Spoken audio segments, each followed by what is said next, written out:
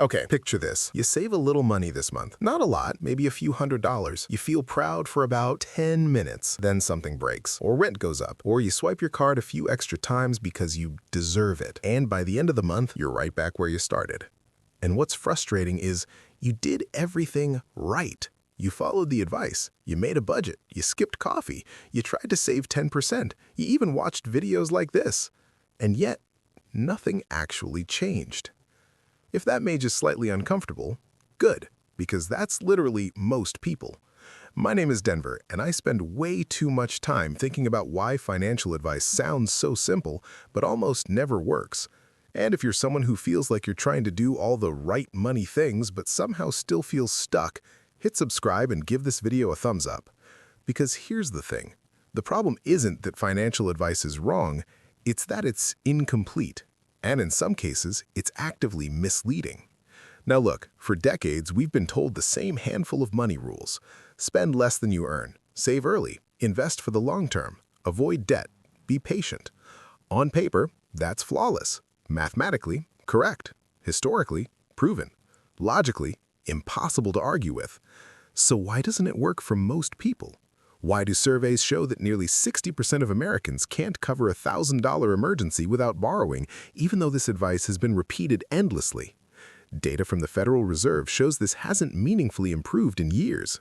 Here's what most people don't realize. Financial advice is usually built for a world that doesn't exist anymore, and for humans who don't exist at all. Let me explain. Traditional financial advice assumes you are a rational machine, that you see numbers clearly, that future you feels just as real as present you, that if the math says save, you'll save. But you're not a spreadsheet. You're a human with impulses, emotions, stress, habits, social pressure, and a brain that evolved to survive, not to optimize a Roth IRA. This is where it gets interesting. Most money advice focuses on behavior after the decision. Once you decide to save, here's how. Once you decide to invest, here's where. Once you decide to stop overspending, here's a budget. But almost no advice addresses the moment before the decision, the moment when you're tired, the moment when you're stressed, the moment when your brain says, just this once. Let's talk about budgeting. Budgets are the holy grail of financial advice. They're everywhere. Apps, spreadsheets, envelopes, percentages. And statistically, they fail. A study published in the Journal of Consumer Research found that strict budgeting often leads to higher spending later due to something called moral licensing. Basically, your brain goes, I was good earlier, so I've earned this. That's why people budget perfectly for 3 weeks and then blow it all in one weekend. Now you might be thinking, okay, but I just need more discipline. No, that's the lie. Because discipline is a limited resource. Psychologists call it ego depletion. When you use willpower in one area, work stress, family issues, health, it drains your ability to use it elsewhere. So telling people to rely on discipline to manage money is like telling someone to carry water in their hands instead of a bucket. It works for a few steps, then everything spills. Here's another one. Just invest early and let compound interest do the work. Beautiful advice, truly. If you invest $500 a month starting at 25, earning 8%, you'll have over $1.5 million by retirement. Start at 35, and you have less than half of that. The math is real. But here's what nobody says out loud. That advice assumes you have $500 left over at the end of the month. For a massive portion of people, there is no leftover. And when advice ignores cash flow reality, it turns into shame. People think, everyone else is investing, I must be bad with money. No, you're responding logically to pressure. Here's what most people don't realize. Your brain values certainty more than growth. Spending money today solves an immediate emotional problem. Investing money creates an abstract future benefit. Neuroscience studies using fMRI scans show that immediate rewards activate the limbic system, the emotional part of the brain, while long-term rewards activate the prefrontal cortex, which requires energy and focus. When you're stressed or tired, guess which system wins? Exactly. This is why advice that relies on future motivation fails in the real world. Let's talk about debt. Pay off high-interest debt as fast as possible. Again, correct, but emotionally, crushing. Imagine telling someone making $50,000 a year with $10,000 in credit card debt to throw every extra dollar at it.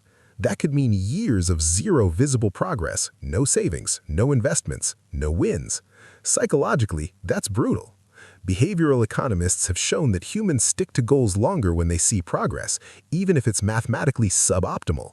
That's why the debt snowball method works better for many people than the debt avalanche, despite costing more in interest, because momentum beats optimization.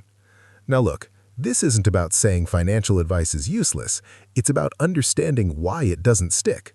Most advice assumes you have stable income, you have emotional bandwidth, you trust systems, you're not constantly reacting to emergencies. But modern life is volatile. Income fluctuates, costs spike, algorithms push spending, social media resets your normal. This is where it gets interesting. Companies understand psychology better than most financial gurus. They don't say, spend irresponsibly, they say, only $19.99 a month. They break costs into tiny, painless decisions. Meanwhile, financial advice says, just don't spend.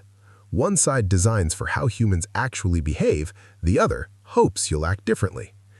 Here's a shocking stat. A study by McKinsey found that households with more than 5 subscriptions underestimate their monthly subscription spending by over 200%. People thought they were spending $80 when it was actually closer to $250. That's not stupidity. That's cognitive overload. Your brain literally filters recurring expenses out to reduce mental effort. So when advice says track every dollar, it's asking your brain to fight itself. Let me give you a metaphor. Most financial advice is like telling someone to eat healthier while locking them in a room full of junk food and blaming them for being hungry. The environment matters more than intention. This is why advice that works in theory collapses in practice.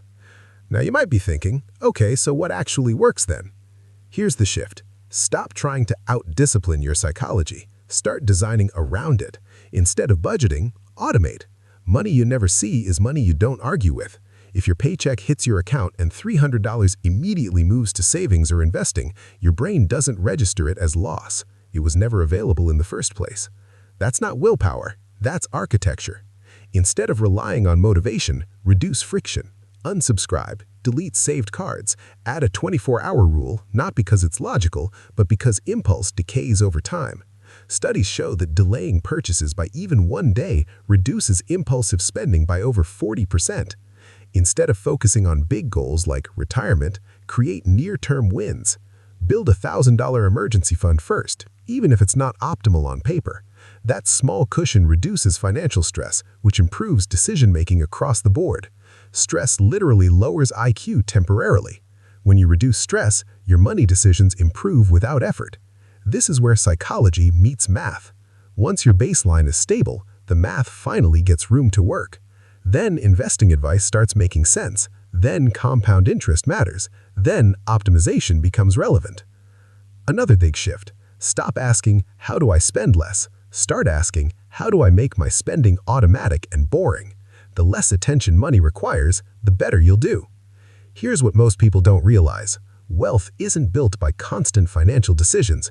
It's built by removing decisions altogether. Rich people don't make better choices every day. They make fewer choices. Their systems do the work. And that's the part missing from most advice. So when someone tells you, just be more disciplined, understand what they're really saying. They're outsourcing the problem to you instead of fixing the structure. And that's not fair, and it's not effective. Let me be clear. If financial advice hasn't worked for you, it's not because you're lazy, dumb, or broken. It's because the advice was designed for an imaginary person with infinite willpower and zero stress. You're not that person. None of us are. But the good news is, once you stop blaming yourself and start working with your psychology instead of against it, everything changes. Progress becomes easier, consistency becomes natural, and money stops feeling like a constant fight. You don't need perfect advice. You need realistic systems. And once you build those, the simple advice finally starts working, because now it's supported by something stronger than motivation. It's supported by design. And that's how real financial progress actually happens.